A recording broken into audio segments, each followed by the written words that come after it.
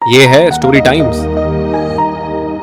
मुंशी प्रेमचंद की कहानी आखिरी हीला हमारे समाज के उस कटु सत्य को उजागर करती है जहां जीवन की छोटी छोटी खुशियों के पीछे छिपी हुई गंभीर समस्याओं का एक विकराल रूप सामने आता है। प्रेमचंद, जिनकी लेखनी ने भारतीय साहित्य को नई दिशा दी, अपने सहज और गहन शब्दों में जीवन की जटिलताओं को इस प्रकार प्रस्तुत करते हैं कि पाठक या श्रोता की आत्मा तक पहुंचती है। ये कहानी सिर्फ एक साधारण व्यक्ति के वैवाहिक जीवन के संघर्षों को ही नहीं, बल्कि उस समाज की वास्तविकता को भी उकेरती है, जहां जिम्मेदारियों के बोझ तले दबा व्यक्ति अपनी इच्छाओं और सपनों को कुचलता जाता है। क्या आप भी ऐसे ही कभी जीवन के दोहरे पहलुओं के बीच उलझे हैं, जहां एक तरफ मोहक सपने हैं और दूसरी तरफ कठोर वास्तविकता? क्या आप भी उस जाल में फंसते जा रहे हैं जहां से बाहर निकलना नामुमकिन लगता है? आइए प्रेमचंद के शब्दों में हम इस जाल को समझने की कोशिश करते हैं और देखते हैं कि कैसे एक साधारण व्यक्ति अपने जीवन के इस अंतहीन संघर्ष में आखिरी हीला अपनाने पर मजबूर हो जाता है। तो चलिए शुरू करते हैं। यद्यपि मेरी स्मरण शक्ति पृथ्वी के इतिहास की सारी स्मरणीय तारीखें भूल गई, वह तारीखें जिन्हें रातों को जागकर और मस्तिष्क को खपाकर याद किया था, मगर विवाह की तिथि समतल भूमि में एक स्तंभ की भांति अटल है।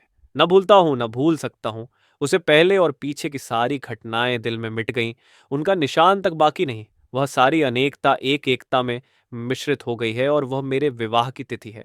चाहता हूं उसे भूल जाऊं, मगर जिस तिथि का नित्य प्रति सुमिरन किया जाता हो, वह कैसे भूल जाए? नित्य प्रति सुमिरन क्यों करता हूं, यह उस विपत्ति मारे से पूछिए जिसे भगवत भजन के सिवा जीवन के उद्धार का कोई आधार न रहा हो। लेकिन क्या मैं वैवाहिक जीवन से इसीलिए भागता हूं कि मुझ में रसिकता का अभाव है और मैं कोमल वर्ग की मोहनी शक्ति से निर्लिप्त हूं और अनासक्ति का पद प्राप्त कर चुका हूं? क्या मैं नहीं चाहता हूं कि जब मैं सैर करने निकलूं तो हृदयेश्वरी भी मेरे साथ विराजमान हो, विलास वस्तुओं की दुकानों पर उनके साथ जाकर थोड़ी देर के लिए रसमय आग्रह का आनंद उठाऊं? मैं उस गर्व और आनंद और महत्व का अनुभव कर सकता हूं जो मेरे अन्य भाइयों की भांति मेरे हृदय में भी आंदोलित होगा। लेकिन मेरे भाग्य में वह खुशियां, वह रंगरेलियां नहीं है, क्योंकि चित्र का दूसरा पक्ष भी तो देखता हूं। एक पक्ष जितना ही मोहक और आकर्षक है, दूसरा उतना ही हृदय विदारक और भयंकर। शाम हुई और आप बदनसीब बच्चे को गोद में लिए तेल या ईंधन की दुकान पर खड़े हैं। अंधेरा हुआ और आप आटे की पोटली बगल में दबाए गलियों में यूं कदम बढ़ाए हुए निकल जाते हैं मानो चोरी की है। सूर्य निकला और बालकों को गोद में लिए होम्योपैथ डॉक्टर की दुकान में टूटी कुर्सी पर आरूढ़ है। किसी खोचे वाले की रसीली आवाज सुनकर बालक ने गगनभेदी विलाप आरंभ किया और आपके प्राण सूखे। ऐसे बापों को भी देखा है जो दफ्तर से लौटते हुए पैसे दो पैसे की मूंगफली या रेवड़ियां लेकर लज्जास्पद शीघ्रता के साथ मुंह में रखते चले जाते हैं कि घर पहुंचते पहुंचते बालकों के आक्रमण से पहले ही यह पदार्थ समाप्त हो जाए। कितना निराशाजनक होता है यह दृश्य जब देखता हूं कि मेले में बच्चा किसी खिलौने की दुकान के सामने मचल रहा है और पिता महोदय ऋषियों की सी विद्वता के साथ उनकी क्षणभंगुरता का राग अलाप रहे हैं। चित्र का पहला रुख तो मेरे लिए एक मदन स्वप्न है, दूसरा रुख एक भयंकर सत्य। इस सत्य के सामने मेरी सारी रसिकता अंतर्धान हो जाती है। मेरी सारी मौलिकता, सारी रचनाशीलता इसी दाम्पत्य के फंदों से बचने में प्रयुक्त हुई है।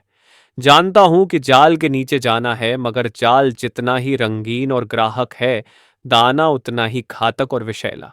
इस जाल में पक्षियों को तड़पते और फड़फड़ाते देखता हूं और फिर भी जाल पर जा बैठता हूं।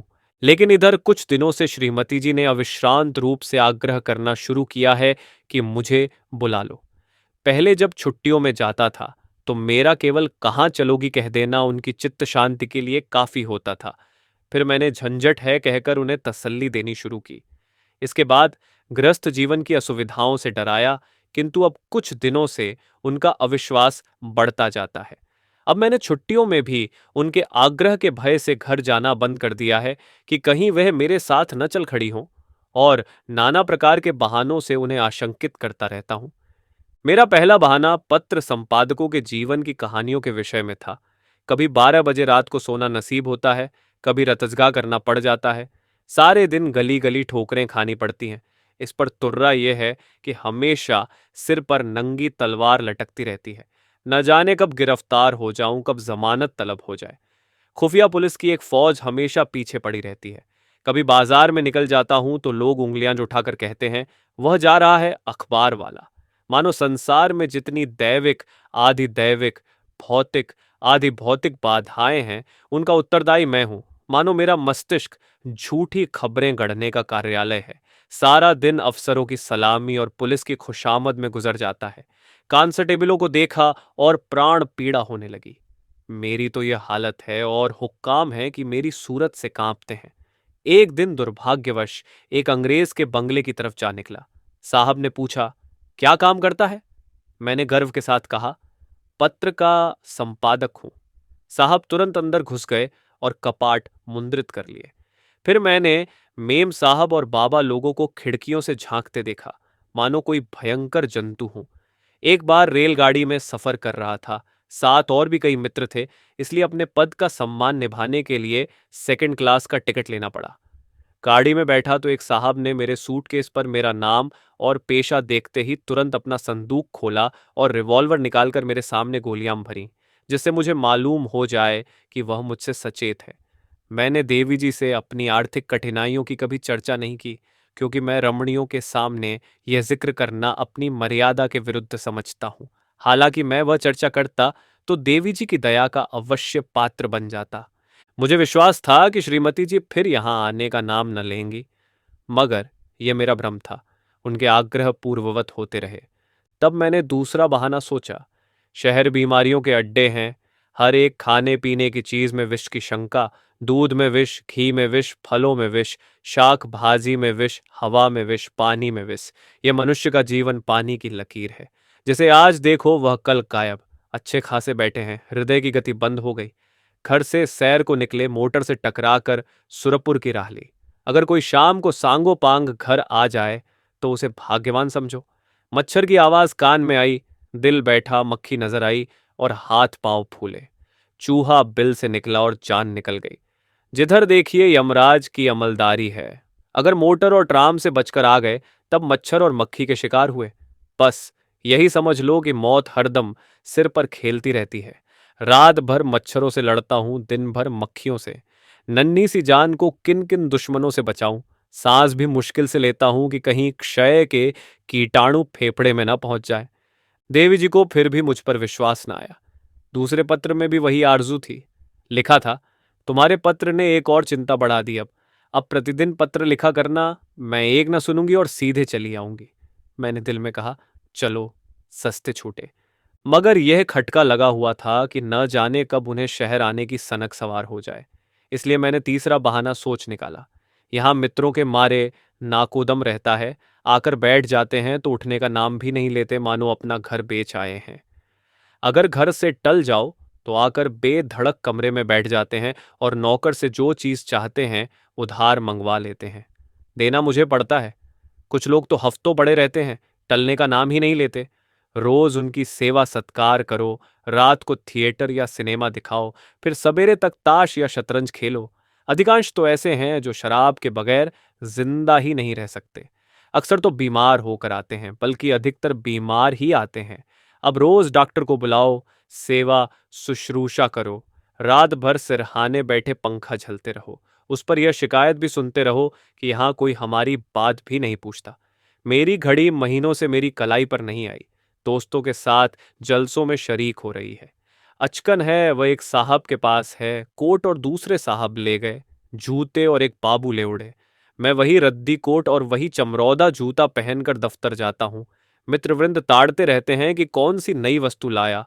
कोई चीज लाता हूं तो मारे डर के संदूक में बंद कर देता हूं। किसी की निगाह पड़ जाए तो कहीं ना कहीं न्योता खाने की धुन सवार हो जाए। पहली तारीख को वेतन मिलता है तो चोरों की तरह दबे पांव घर आता हूं कि कहीं कोई महाशय रुपयों की प्रतीक्षा में द्वार पर धरना जमाए न बैठे हों। मालूम नहीं उनकी सारी आवश्यकताएं पहली ही तारीख की बाट क्यों जोहती रहती है। एक दिन वेतन लेकर 12 बजे रात को लौटा, मगर देखा तो आधे दर्जन मित्र उस वक्त भी डटे हुए थे। माथा ठोंक लिया। कितने ही बहाने करूं, उनके सामने एक नहीं चलती। मैं कहता हूं घर से पत्र आया है, माता जी बहुत बीमार हैं। जवाब देते हैं, अजी बूढ़े इतनी जल्द नहीं मरते। मरना ही होता तो इतने दिन जीवित क्यों रहती। देख लेना 2-4 दिन में अच्छी हो जाएंगी, और अगर मर भी जाएं तो वृद्धजनों की मृत्यु का शोक ही क्या, वह तो और खुशी की बात है। कहता हूं लगान का बड़ा तकाजा हो रहा है। जवाब मिलता है, आजकल लगान तो बंद हो ही रहा है, लगान देने की जरूरत ही नहीं रही। अगर किसी संस्कार का बहाना करता हूं तो फरमाते हैं, तुम भी विचित्र जीव हो, इन कुप्रथाओं की लकीर पीटना तुम्हारी शान के खिलाफ है। अगर तुम उनका मूल्योच्छेदन करोगे तो वह लोग क्या आकाश से आवेंगे। गरज यह कि किसी तरह प्राण नहीं बचते। मैंने समझा था कि हमारा यह बहाना निशाने पर बैठेगा। ऐसे घर में कौन रमणी रहना पसंद करेगी जो मित्रों पर ही अर्पित हो गया हो। किंतु मुझे फिर भ्रम हुआ। उत्तर में फिर वही आग्रह था। तब मैंने चौथा हीला सोचा। यहाँ के मकान हैं कि चिड़ियों के पिंजरे, न हवा न रोशनी। वह दुर्गंध उड़ती है कि खोपड़ी भन्ना जाती है। कितने ही के तो इसी दुर्गंध के कारण विसूचिका, टाइफाइड, यक्ष्मा आदि रोग हो जाते हैं। वर्षा हुई और मकान टपकने लगा। पानी चाहे घंटे भर बरसे, मकान रात भर बरसता रहता है। ऐसे बहुत कम घर होंगे जिनमें प्रेत बाधाएं न हों। लोगों को डरावने स्वप्न दिखाई देते हैं। कितनों ही को उन्माद रोग हो जाता है। आज नए घर में आए, कल ही उसे बदलने की चिंता सवार हो गई। कोई ठेला असबाब से लदा हुआ जा रहा है, कोई आ रहा है। जिधर देखिए ठेले ही ठेले नजर आते हैं। चोरियां तो इस कसरत से होती हैं कि अगर कोई रात कुशल से बीत जाए तो देवताओं की मनौती की जाती है। आधी रात हुई और चोर चोर, लेना लेना की आवाजें आने लगीं। लोग दरवाजों पर मोटे मोटे लकड़ी के फट्टे या जूते या चिमटे लिए खड़े रहते हैं। फिर भी चोर इतने कुशल हैं कि आंख बचाकर अंदर पहुंच ही जाते हैं। एक मेरे बेतकल्लुफ दोस्त हैं। स्नेहवश मेरे पास बहुत देर तक बैठे रहते हैं। रात अंधेरे में बर्तन खड़के तो मैंने बिजली की बत्ती जलाई। देखा तो वही महाशय बर्तन समेट रहे हैं। मेरी आवाज सुनकर जोर से कह कहा मारा और बोले, मैं तुम्हें चकमा देना चाहता था। मैंने दिल में समझ लिया, अगर निकल जाते तो बर्तन आपके थे। जब जाग पड़ा तो चकमा हो गया। घर में आए कैसे थे, यह रहस्य है। कदाचित रात को ताश खेलकर चले तो बाहर जाने के बदले नीचे अंधेरी कोठरी में छिप गए। एक दिन एक महाशय मुझसे पत्र लिखाने आए। कमरे में कलम दवात न थी। ऊपर के कमरे से लाने गया। लौट कर आया तो देखा आप गायब हैं, और उनके साथ फाउंटेन पेन भी गायब है। सारांश यह कि नगर जीवन नरक जीवन से कम दुखदाई नहीं है, मगर पत्नी जी पर नागरिक जीवन का ऐसा जादू चढ़ा हुआ है कि मेरा कोई बहाना उन पर असर नहीं करता। इस पत्र के जवाब में उन्होंने लिखा, मुझसे बहाना करते हो, मैं हरगिज न मानूंगी, तुम आकर मुझे ले जाओ। आखिर मुझे 5वां बहाना करना पड़ा। ये खोचे वालों के विषय में था। अभी बिस्तर से उठने की नौबत नहीं आई कि कानों में विचित्र आवाजें आने लगीं। बाबुल के मीनार के निर्माण के साथ ऐसी निरर्थक आवाजें न आई होंगी। वह खोचे वालों की शब्द क्रीड़ा है।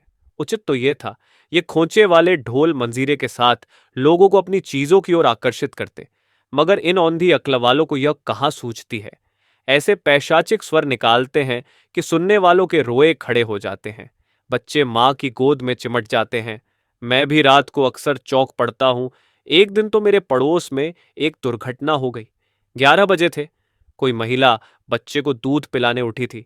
एकाएक जो किसी खोचे वाले की भयंकर ध्वनि कानों में आई तो चीख मारकर चिल्ला उठी और फिर बेहोश हो गई।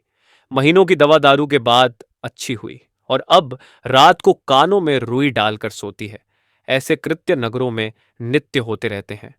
मेरे ही मित्रों में कई ऐसे हैं जो अपनी स्त्रियों को घर से लाए, मगर बेचारियां दूसरे ही दिन इन आवाजों से भयभीत होकर लौट गईं। श्रीमती जी ने इसके जवाब में लिखा, तुम समझते हो मैं खोचे वालों की आवाजों से डर जाऊंगी।